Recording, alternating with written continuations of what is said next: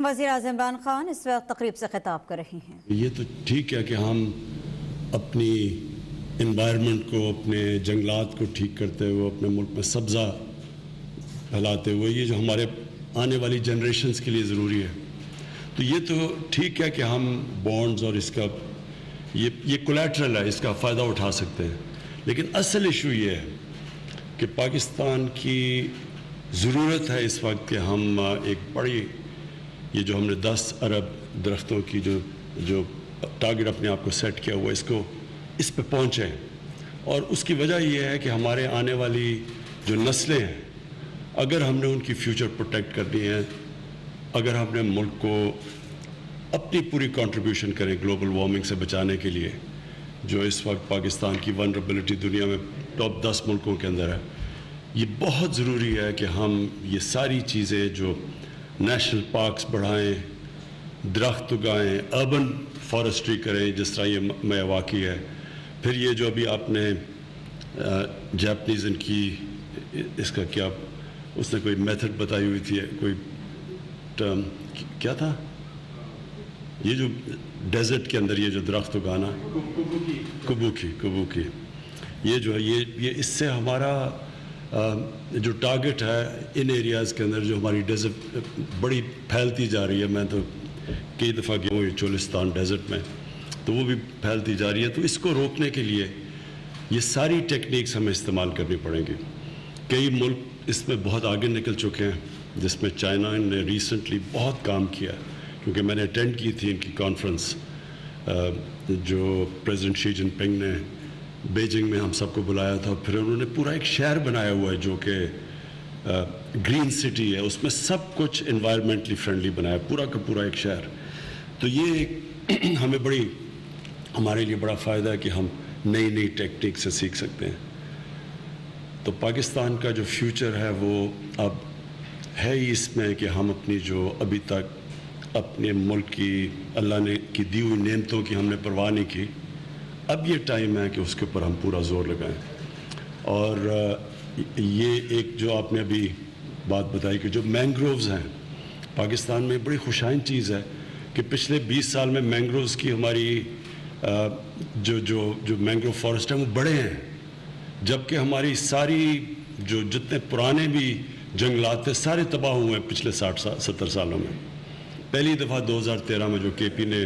Billion tree tsunami کی، وہ پہلی دفعہ کوشش کی گئی کہ واپس ہم اپنے جنگلات کو اگانا شروع کریں،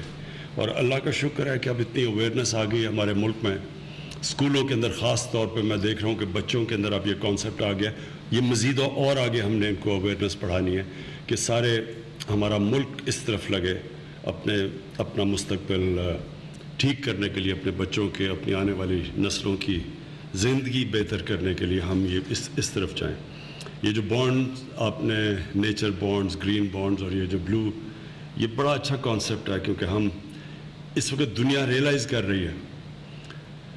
کہ انہوں نے جس تیزی سے ایک گریڈ، ایک سوچے نہ سوچا کہ کیا آگے ہوگا،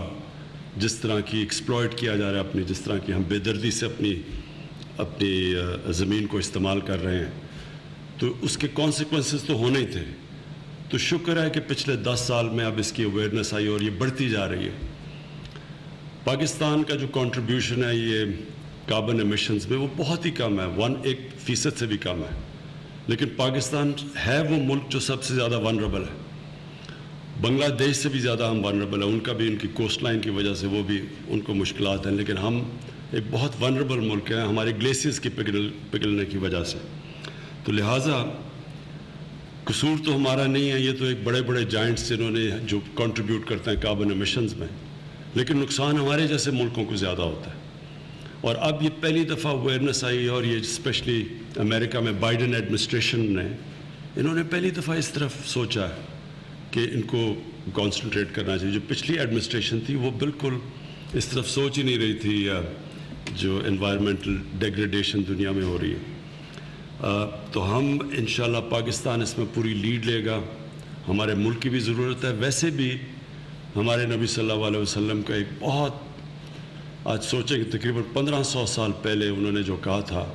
وہ آج کتنا ریلیونٹ ہے. کہ انہوں نے کہا تھا کہ اگلی دنیا کے لیے اس طرح جیو کہ آپ نے کل مر جانا ہے. تو اس طرح اپنی زندگی گزارو کہ آپ نے کل مر جانا ہے اپنی آخرت کے لیے. لیکن اس دنیا کے لیے اس طرح جیو کہ آپ نے 1000 سال زندہ رہنا ہے. جو آج کر رہے ہیں اس کا کیا امپیکٹ پڑے گا آگے جا کے. تو اتنی بڑی اس وقت ان کی سوچ تھی. تب وہ ایک عظیم انسان نے ایک ایسی چیز سوچی کہ ہم اگر مسلمان ہی اس کے اوپر کرتے رہتے،